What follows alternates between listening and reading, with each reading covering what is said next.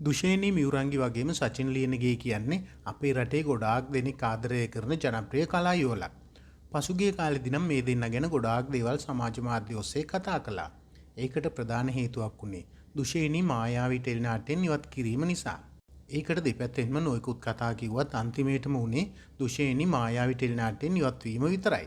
ඒ නිසා මේ වුණිට මායාවී ටෙලිනාට්‍යයට තිබුණු ජනප්‍රියත්වයත් ගොඩාක් අඩු වෙලා තියෙනවා. ඒ දේවල් කොහොම වුණත් ඒ හැම වෙලාවකම සචින් දුෂේනී ළඟින් හිටපු එක ගැන නම් හැමෝම දැක්කා. ඒ විතරක් නෙමෙයි. ඒ ගැන ගොඩාක් ප්‍රසාදයෙන් හැමෝම කතා කළා. මේ වගේ ආදරවන්තයෙක් හැමෝටම ලැබෙන්න ඕනේ කියලා තමයි ගොඩාක් තරුණයෝ අදහස් දක්වලා තිබුණේ.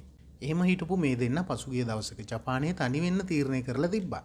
සමහර විට පසුගිය කාලෙදී මුහුණ දෙන්න උණු අහන්න උණු කතා නිසා රිදුණු හිත හදාගන්න එකත් වෙන්න පුළුවන්. ඉතින් මේ රටේ ලස්සන තැන් ගොඩක අතරමං වුණු දුෂේනී වගේම සචින් තමන්ගේ ඡායාරූප පෙළක් මෙන්න මේ වගේ පළ කරලා තිනවා අපිට බලා ගන්න පුළුවන් වුණා.